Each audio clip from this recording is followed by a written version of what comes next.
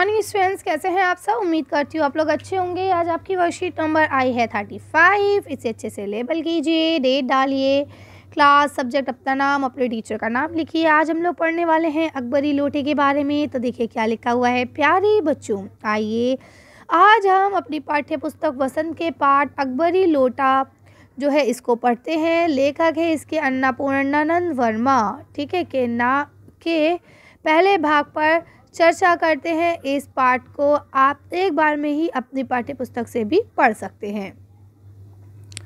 देखिए क्या लिखा है। लाला झाऊलाल को खाने पीने की कमी नहीं थी। काशी के ठठेरे बाजार में मकान था।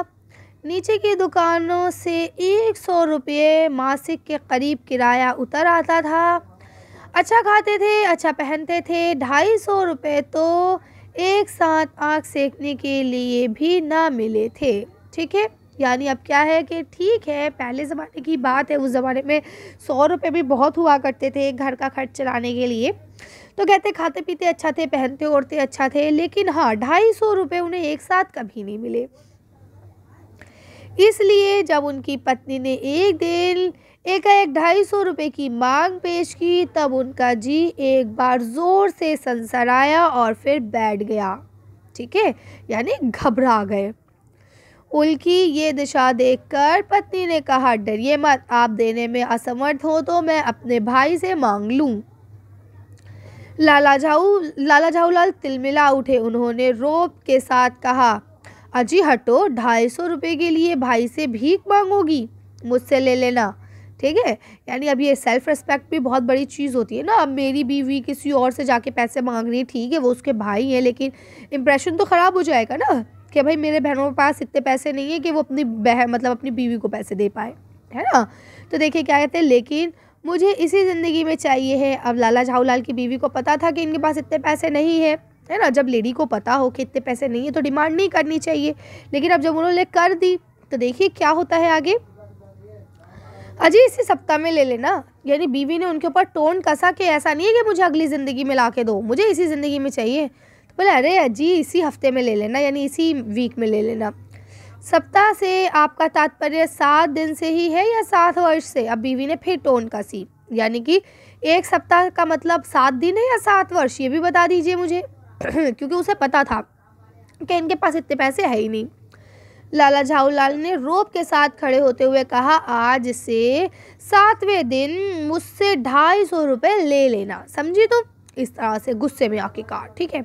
लेकिन जब 4 दिन जोतों में यूं ही बीत गए और रुपयों का कोई प्रबंध ना हो सका, तब उन्हें चिंता होने लगी। अब उन्हें लगा भाई मैंने इतने रोब से आके कह तो दिया, पता नहीं मैं दे भी पाऊंगा या नहीं। प्रश्न अपनी प्रतिष्ठा का था, यानी अपनी इज्जत का, अपने मान सम्मान का था, अपने ही घर में अपनी साख का था, अपने ही घर में अपनी वैल्यू का था, है ना। देने का पक्का वादा करके अगर अब दे ना सके तो अपने मन में वे क्या सोचेंगे, है ना। यानी वो जो लेडी है वो अपने दिल में क्या सोचेगी कि पता नहीं कैसे मेरे हस्बैंड है ना, उसकी नज़रों में उसका क्या मूल्य रह जाएगा, यानी मैं अपनी वाइफ की नज़रों में गिर जाऊंगा। अपनी वाहवाही की सैकड़ों गाथाएं सुना चुके थे, यानी वो अपनी वाहवाही की बहुत सारी गाथाएं कहानियां सुना चुके थे। अब उन्हें लग रहा था अगर मैं नहीं दे पाऊंगा तो क्या होगा कि मेरी जो सारी वाहवाही है, जो अच्छी बातें हैं, सब मिट्टी में मिल जाएंगी। अब जो एक काम पड़ा तो चारों खाने चित हो रहे, ठीक है। ये पहली बार उनसे मुंह खोलकर कुछ रुपए का सवाल किया था। इस समय अगर दुम दबाकर निकल भागते तो फिर उससे क्या मुंह दिखाएंगे।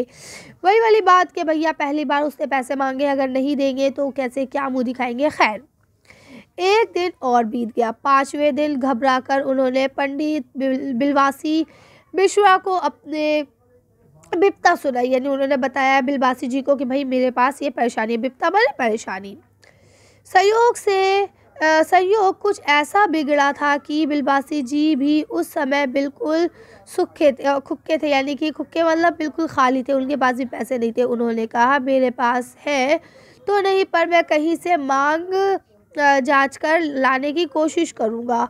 अगर मिल गया तो कल शाम को तुमसे मकान पर मिलूँगा। उन्होंने कहा ठीक है भैया, मेरे पास तो है नहीं, लेकिन हाँ मैं अपने दोस्त वगैरह से मांगने की कोशिश करूँगा। अगर मिल जाता है तो कल शाम तक मैं तुम्हें मकान पे मिलूँगा, वहाँ दे दूँगा। वही शाम आज थी। हफ्ते का अंतिम दिन था। कल 250 रुपये या तो गिन देना या सारी हेकड़ी से हाथ धो देना। यानी कि अभी एक बात एक मुहावरे के फॉर्म में कह रहे हैं, या तो 250 रुपये दे दो और अपनी इज्जत को बरकरार रखो, या फिर 250 रुपये मत दे के अपनी इज्जत को खो दो। ये सच है कि कल रुपए ना आने पर उनकी स्त्री उन्हें क्या करेगी, यानी उनकी जो वाइफ है वो क्या करेगी, दाल में फांसी ना कर देगी, केवल ज़रा सा हंसी देगी। यानी ऐसा नहीं है कि उन्हें फांसी पर लटका देगी, केवल ज़रा से हंसेगी। पर वह कैसे हंसी होगी, यानी कि किस तरह से? कल्पना मात्र से लाला झाऊलाल जो है में क्या होती, मरोड़ पैदा हो जाती थी। यानी वो घबरा जाते थे, वो मतलब बेचैन हो उठते थे कि वो ऐसा तो नहीं है कि मैं उसे पैसे नहीं दे पाया हूँ तो वो मुझे फांसी दे देगी, मार देगी, ऐसा कुछ नहीं करेगी। लेकिन क्या है, जो वो मुस्कुराएगी, जो हंसेगी, वो क्या होगी, बिल्कुल जहर होगा, है ना। तो अब उम्मीद करते हैं आपको पाठ समझ में आ गया होगा। इतना अंश पाठ का यहाँ लिखा है। आशा है कि पाठ के इस भाग को पढ़कर आपको मज़ा आया होगा। आइए इस भाग पर आधारित कुछ प्रश्नों के उत्तरों को खोजने की कोशिश करते हैं।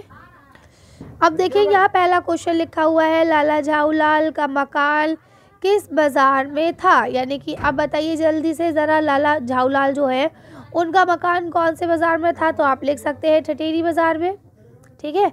लाला झाऊलाल की पत्नी ने कितने रुपए की मांग की थी, तो आपको पता है 250 रुपये की थी। झाऊलाल को किससे मदद की उम्मीद थी, किससे उम्मीद थी, जल्दी से बताइए, बिलवाशी मिश्रा से, ठीक है। यहाँ लिखा है दुम दबाकर निकल भागना से क्या तात्पर्य है, इस मुहावरे का वाक्य में प्रयोग भी कीजिए। तो चलिए इसका आंसर देखते हैं। तो देखिए आप लिख सकते हैं दुम दबाकर भाग निकलना का अर्थ होता है डर कर भाग जाना, है ना। तो इसका पूरा वाक्य क्या रहेगा, पुलिस को आता देखते ही चोर वहाँ से दुम दबाकर भाग गया। तो बेटा ये भी मैंने आपको बताया था, ये टाइपिंग का होता है। ये वहाँ जो है आप इस तरह से लिखेंगे, वह हमें का डंडा और ऊपर चंदबिंदी वहाँ, ठीक है। चलिए आगे पढ़ते हैं। पत्नी की हंसी की कल्पना मात्र से लाला झाऊलाल के पेट में मरोड़ क्यों हो जाती थी, बेइज्जती के डर से, है ना। चलिए इसका आंसर देख लेते हैं। पत्नी की हंसी की कल्पना मात्र से झाऊलाल के पेट में मरोड़ इसलिए हो जाती थी क्योंकि उनको अपनी बेइज्जती का ख्याल आ जाता था, है ना, कि जो हमारा रोब है, जो हमारी इज्जत है, वो सब क्या हो जाएगी, ख़त्म हो जाएगी। अभी आपको गतिविधि लिखी है, आपके आसपास भी झाऊलाल ठठेरी, है ना, सनसनाना, बिलवासी, क्या लिखा है, खुक्कल, है ना, खुक्कल और हेकड़ी, ये सारे शब्द जैसे शब्द पढ़ने और सुनने को मिलते होंगे, ऐसे ही कुछ शब्दों की खोजिए और उनके अर्थ भी लिखिए। तो देखिए अब ऐसे जो और शब्द होते हैं जो मतलब बड़े अजीब से लगते हैं, अटपटे से शब्द लगते हैं, है ना, और उनको आपको खोजना है और लिखना है। तो आप फिलहाल इनको ही लिख लेंगे, ये गतिविधि है, इसको आप लोग खुद से करेंगे, ठीक है। चलिए तो आज की वर्कशीट को हम लोग यही खत्म करते हैं। अच्छी वीडियो में बस इतना ही। अगर आपको ये वीडियो पसंद आई हो तो प्लीज़ इसे लाइक और शेयर करें। अगर अभी तक आपने हमारे चैनल को सब्सक्राइब नहीं किया तो प्लीज़ हमारे चैनल को सब्सक्राइब करें। Thank you for watching.